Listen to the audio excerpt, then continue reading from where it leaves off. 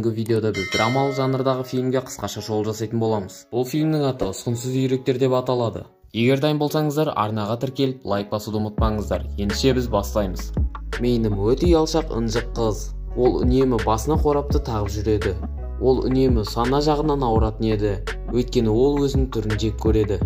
Қыз өз-өзін әлемдегі ең ұсқынсыз адам деп сендіріп тастаған, және ол ұсқынсыз бетті қорапта жасыру керек деп өзіне заң шығарып алған. Арғарай біз Мейнім 3 жыл бойы өзінің түрін айнадан көрмеген және үйден шықпағанын білеміз. Ол өзінің анасының түрін де білмейтін еді.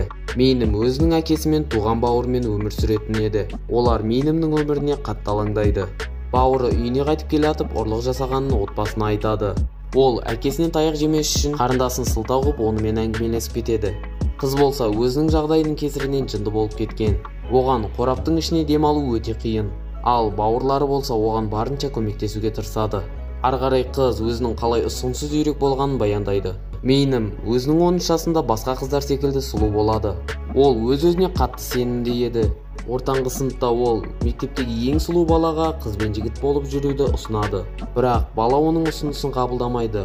Оның орнына оның берген сыйлығын жерге лақтырып тастайды және оны әлемдегі ең ұсқынсыз қыз деп айтады.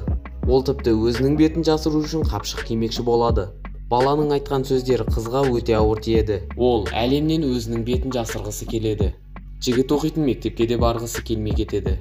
Әкесі қызының өте әдемі екенін түсіндіре алмайды. Әкесі оның қатты травма алғанын түсінеді. Сондықтан оны мектепке апарудың орнына үйінде оқытқызады. Мейнім жылдар бойы айнаға қарамай үйден шықпай отырады. Бірақ бір күні ол далада тап болады. Көшеде Мейнімнен бір жігіт көмек сұрайды. Ол көмектесу үшін барғанда одан ұялып бетіне қапшықты киіп алады. Және ол өзінің бетін жасырып жүретін болса ешкімнен ұялмайтынын түсінеді. Соңында қорап бұзылып қалады. Оның отбасысы кейде Мейнімнің бетін көріп қалады. Бірақ Мейнімге өз бетін олардан да жасыру ыңғайлы болады. Ол өзінің жарты уақытын онлайн адамдармен араласу арқылы өткізетін еді. Қыз онлайн адамдармен араласқанды жақсы көреді. Себебі онлайн араласу арқылы оның бетін ешкім көре алмайды. Келесі күні әкесі дәрігерге барып, қызына дәрі жазып беруді сұрайды. Дәрігер Мейнімнің ауру емес екенін түсіндіреді. Дәрігер Мейнімді Хикки деп аталатын жасөспірімде болатын құбылыс екенін айтады. Ол құбылыс бір күн, бір ай, тіпті бір жылға дейін созылуы да мүмкін. Бірақ бұл құбылыс дәрігердің айтуынша қауіпті емес, өйткені ол әлі де өзінің отбасысымен сөйлеседі. Ол қыздың басқа адамдармен сөйлесуге мүмкіндігі бар екенін дәлелдейді. Дәрігер егер қыз отбасысымен де сөйлеспейтін болса, оны далаға серуендеуге шығаруды ұсынады. Кешкі аста Мейнім өзінің тамағын арнайы құрылғымен ішеді. Тіпті кешкі астың өзінде ол өзінің қорабын шешуден бас тартатын еді. Қатты дауыспен әкесі балаларын оны тыңдауын сұрайды. Бірақ балалары оған сөйлеуге мұрша бермейді. Тіпті әкесін қандай да бір ауруға шалынған деп ойлайды. Әкесі ол ауру емес екенін түсіндіреді. Жай ғана қызының бауырымен бірге мектепке барғанын қалайды. Қызы болса ол әзілдеп тұр деп онымен ұрса бастайды. Бірақ әкесі өзінің шешімінен ешқашан бас тартпайтынын түсіндіреді. Тіпті ұлының өзі әкесінің сөзіне таңғалады. Мейнім болса оны жек көретінін айтып өзінің бөлмесіне кіріп кетеді. Қыз 1 сағат бойы жылап паника тудырады. Ол барлығы оны қорапқа бола мазақтайды деп ойлайды. Бірақ қорапты ешкім оны ұсқынсыз деп айтпас үшін тағып жүруді шешеді. Бауыры Мейнімнің көңілін көтеру үшін оған жаңа қорап алып келеді. Тіпті ол қорапты безендіруді ұсынады. Қыз сол кезде өзінің басында тұрған қорапты шешеді. Ол ұсқынсыз емес болып шығады. Бауыры оған қорапқа бола ешкімді күлдіртпейтінін айтады. Азанға қарай әкесі балаларын мектепке апара жатады. Қыз болса бауыры көліктен шығып бара жатқан кезде қатты демала бастайды. Әкесі болса оны тыныштандыру үшін өлең қойып береді. Мейнім әкесінен алдыңғы жолы ұрысқаны үшін кешірім сұрайды. Тіпті оған көмектесіп жатқаны үшін де рахмет айтады. Ол көліктен шыққан бойда әкесі оны көріп жылай бастайды. Себебі қызының өміріне қатты алаңдайтын еді. Мейнім мектепке кіретін кезде терең тыныс алып алады. Бірақ оның басындағы қорап бәрінің көзіне түседі. Барлығы оны саусағын шошайтып әңгіме қыла бастайды. Қыз болса одан сайын үрейлене бастайды. Бәрінің күлкісі қыздың есіне бұрын болған оқиғаны түсіреді. Мейнімнің басы қатты айнала бастайды. Кейін ол құлауға шақ қалған кезде бейтаныс жігіт келіп оған көмектеседі. Оның басында да шлем бар және ол өзін Мейт деп таныстырады. Қыз жүгіріп бара жатып ең танымал жігітке соқтығысып қалады. Бірақ ол қасындағы достармен бірге оның бетінде тұрған қорапты шешуін сұрайды. Оларды Мейт тоқтатады. Жігіт болса өзінің шлемін шешіп түрін көрсетеді. Мұғалім классқа қызды таныстырып жатқан кезде ол қатты уайымдайды және сыныптастарына қыздың оқиғасын түсіндіріп береді. Мұғалім болса қызды көп мазақтамауын сұрайды. Бірақ көп жасөспірімдер оның бетін көрсетуін сұрап мазақтай бастайды. Кейінірек екі жігіт қыздың қораптан қалай тамақ жеп жатқанын көріп, одан бетін шешуін талап етеді. Барлығы жігіттердің қалай қызды мазақтап жатқанын көреді.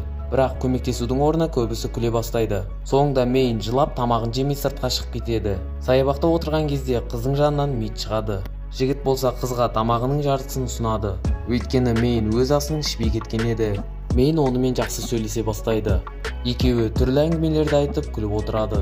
Бірақ қыз ертең сабаққа келмейтінін түсіндіреді. Мид болса қыздың сабаққа өзі үшін келуін сұрайды. Сабақ біткеннен кейін бұзақылар мен Мид кездеседі. Кешке қарай олар кездесеміз деген жеріне келеді. Олар Мидті бірге-бір төбелесуге шақырады. Ары қарай төбелес болады. Мид болса бірінші соққыны береді. Бірақ қарсыласы да осал емес болып шығады. Мэйн балдарды ажырату үшін келген кезде кенеттен полиция қызметкерлері келеді. Балдар жан-жаққа қаша бастайды.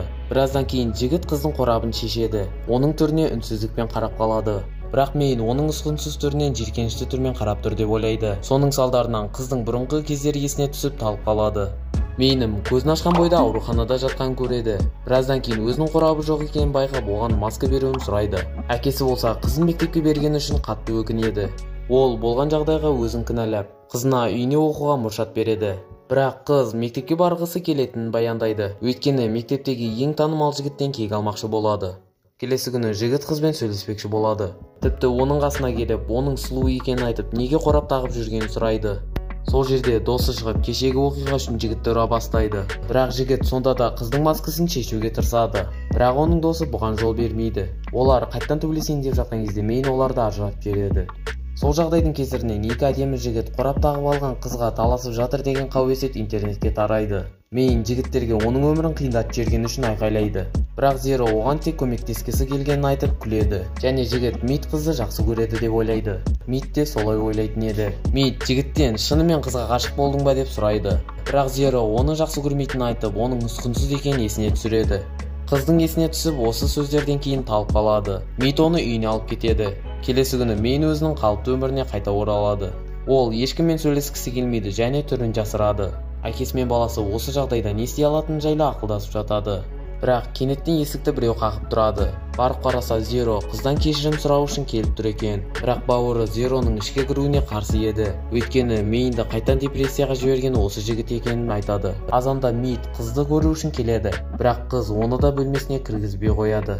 Бауырының өтініші бойынша Мид үйректен жасалған қорапты киеді. Мэйн болса есікті ашып, бұған қатты күледі. Сөйтсе жігіт өзінің шлеміне де үйректің басын істеп алған екен. Олар үйректің басын киіп алып, Дефт Пунк атты группа ашуды жоспарлайды. Негізінде жігіт оны мектепке қайтуын сұрайды. Қыз мектепке баруға келіседі.